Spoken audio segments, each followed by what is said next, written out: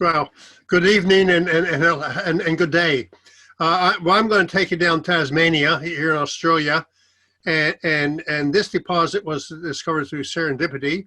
Rio Tinto was out looking for zinc, and they came across this very unusual nickel deposit.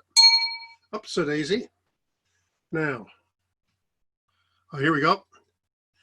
And the Avebury is on the west coast of Tasmania, way down in here. And it's associated with these automafic complexes. They were formed by bonanitic magmas in the early Cambrian. And this is a close-up view of Avebury. This Avebury over here, mainly undercover. In fact, very little outcrop of it. But it's co-magmatic with this big body of mafic and automafic rocks up in here called McIver Hill.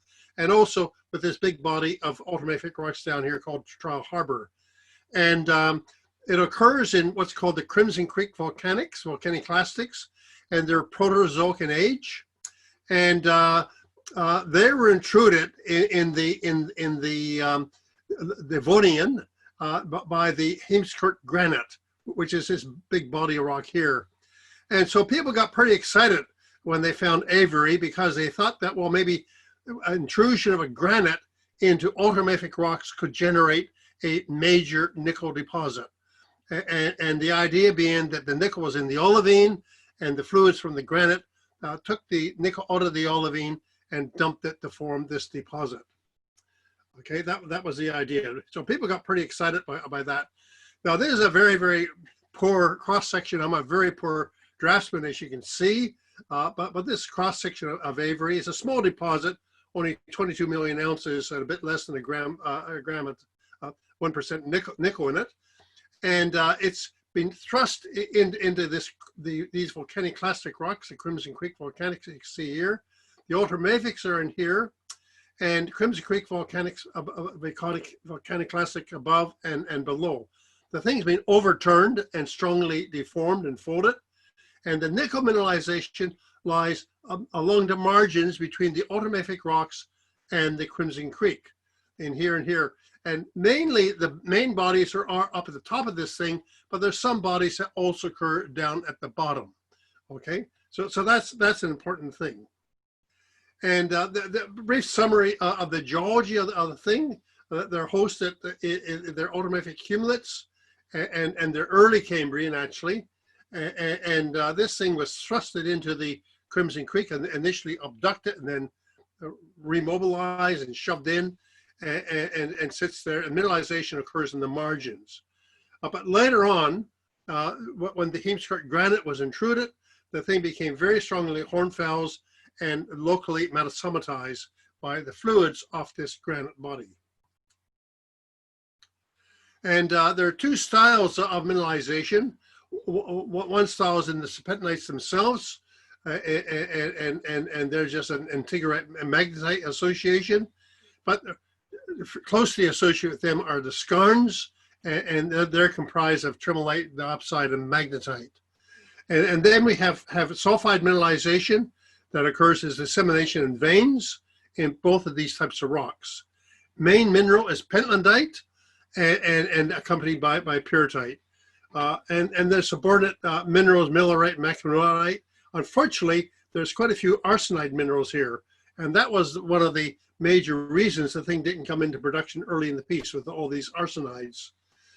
This is a shot of the serpentine ore, and that's just pure pentlandite in here, nothing else. And a black serpentinite after olivine. And you can see this in all the magnetite in here. The magnetite actually goes up to 20% in magnetite. So there can be an awful lot. And of course, that just wasn't iron liberated from the iron, from the olivine, excuse me, but it was certainly came in with the fluids that came off the granite. And this is shot of the skarn altered ore. And again, this is just a tremolite and diopside in here. And this is pentlandite again in there like that. And huge amount of alteration of these rocks. And this is caused by flooding fluids that came off the Heemskirk granite, and even rocks that look like beautiful pristine serpentinites have a granitic overprint, as I'll show you in a second. So this is spidergram in here. Can I move this thing down a little bit? I can. Get that sucker out of the way. Is that hiding up my screen, or can you see my bar at the bottom? I can see everything, yes. Okay. So essentially, this spidergram here normalized the primitive mantle. Some of these samples are I'm going to hide that up there. Some of these samples are just serpentine I picked up and didn't think it's seen any mineralization whatsoever, and others were ore samples. And what you can see in here, huge amounts of things like tungsten and moly and tin and things like that. All the sorts of things that would be brought in by a fluid off a granite. Okay, so very extensive metasomatization. There's also very unusual sulfur isotope composition, a very, very narrow range in its composition.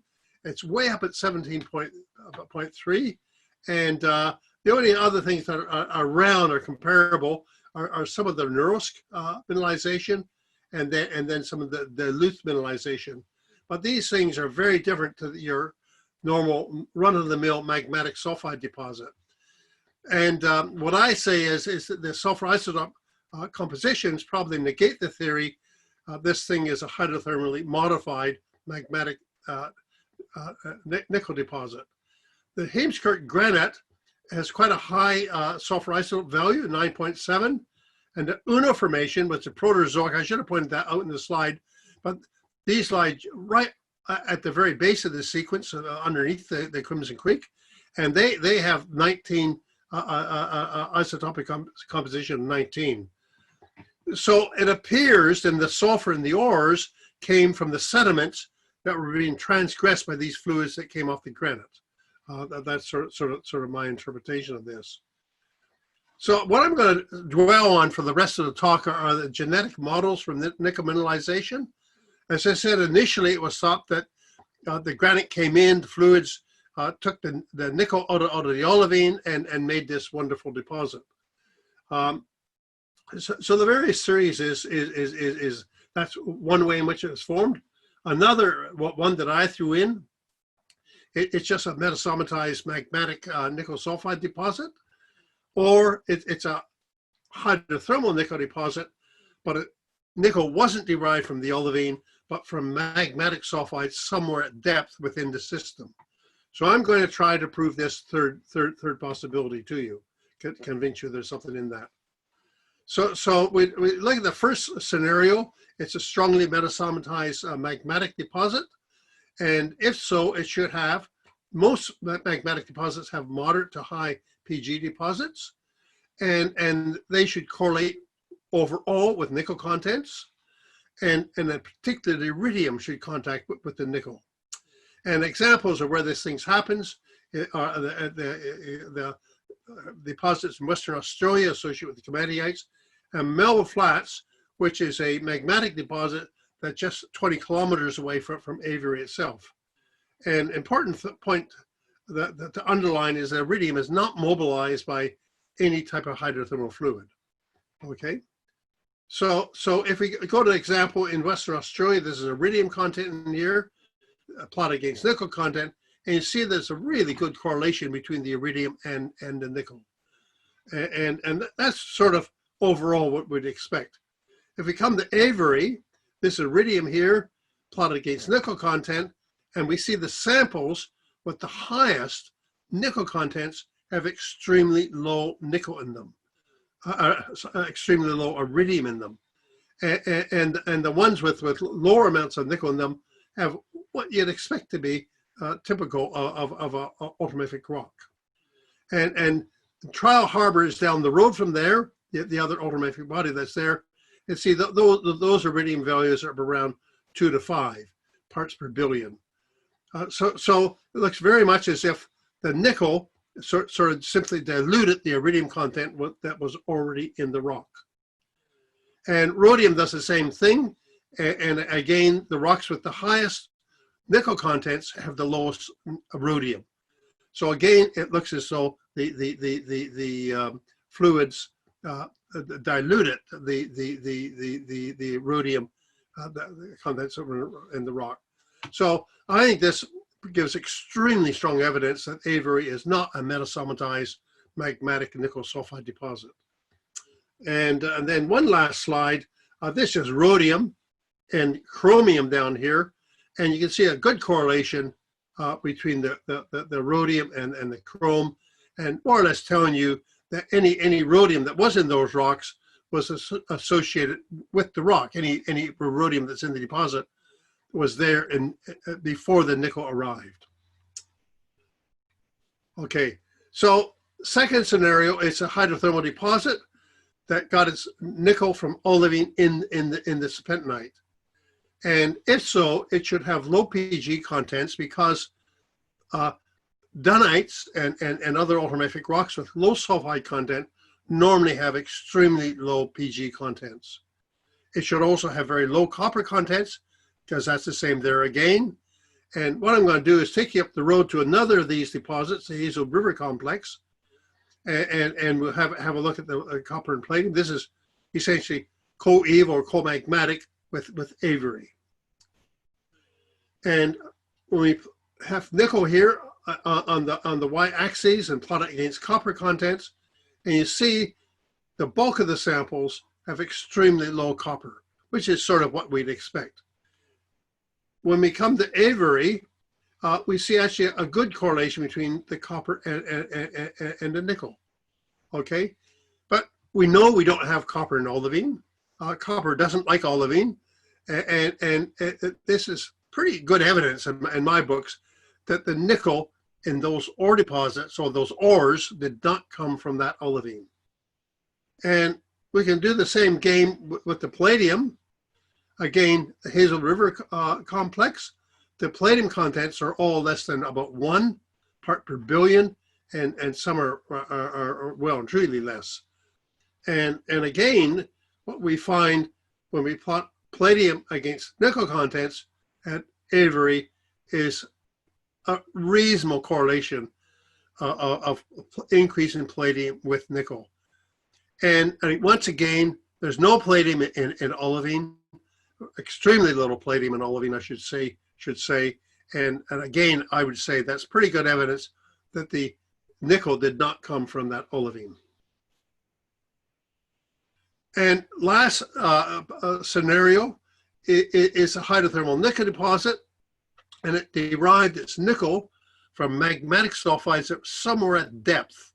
So we don't know where in the system, but somewhere at depth in the area that's transgressed by those fluids off that granite. And we predict that if this is the case, it should have moderate levels of palladium and maybe platinum, gold, and copper. But it should have low iridium because, as I said before, iridium is normally not carried in hydrothermal fluids. And what we see is a nice correlation between gold and nickel, and this just tells us that, confirms that this is actually a nice hydrothermal nickel deposit. And the gold probably did come from sulfides at depth, but we can't exactly prove that. But the gold contents go up to almost a gram a ton. So normally you'd have to have some magmatic sulfides in systems someplace to apply that much gold. And this is the palladium content that I showed you before, and again a good correlation between the palladium and the nickel, and giving you quite a bit of confidence that in fact the palladium and the nickel were derived from the same source, and that source very likely were magmatic sulfides somewhere at depth within the system. Okay, and this is a conceptual model for Avebury. This is the Crimson Creek volcanic clastics in here. This is the Avebury ultramafics in here. This skarn on top of it. There's a bit of skarn below as well that I haven't got in there. The granite's way down here. And what I'm speculating is down below someplace, mafic sills down in there, which contain magmatic nickel copper PG sulfides, and the fluids from the granite leach these from here and carry them upstairs and dump them here. Some of them are also dumped here. I should incorporate that in the model. So some of the nickel occurs down here as well as up in here. And there's been some neat work done by Alexei Lagan down at the University of Tasmania quite a few years ago. And he looked at fluid inclusions from Avebury, and some of those things, the fluid inclusions, had very high nickel contents. So again, suggesting that the nickel is being transported in a fluid. So what's the implications of all this? Well, the implications is Avebury is a hydrothermal nickel deposit, and that nickel was derived from magmatic sulfides somewhere at depth within the system. And importantly, for an explorationist, is the intrusion of a granite into sulfide poor serpentinite. And intruded, remember, McIver Hill just up the road in Trial Harbor is even larger ultramafic than Avebury is. These do not contain nickel mineralization, and so the intrusion of a granite into sulfide poor serpentinite isn't going to generate significant mineralization for you. So the question is, well, where did the nickel come from? And this is, of course, where we start to speculate because we don't know, okay? But a possibility, it could have been something similar to the magmatic sulfides we see in Gabriel sills at Melville Flats, which is just up the road.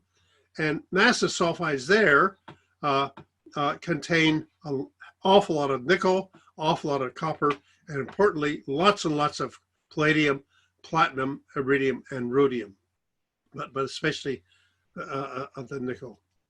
And this is Melville Flats in here. They only ever produced 10,000 tons of material from here, but some of the grades these are some of the grades in here. That piece analysis showed you before what was at the surface actually up the road, but here's one intersection here, 3.2 meters at 1.1% nickel and 0.5% copper. These sills you can see are very thin. They're only about maximum of 100 meters thick in there like that. And they again occur within the Crimson Creek volcanic clastics, and they're Proterozoic in age. Okay.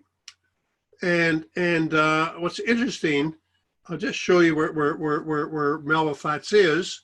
Melville Flats is up here as a scant 20 kilometers away from Avebury deposit.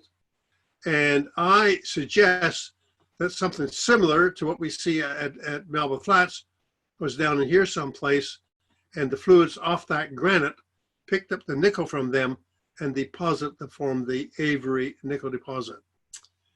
I have a feeling I went through that pretty quick, but that means you have lots of time to ask me questions and put me out of misery. So I'm finished. Thank you.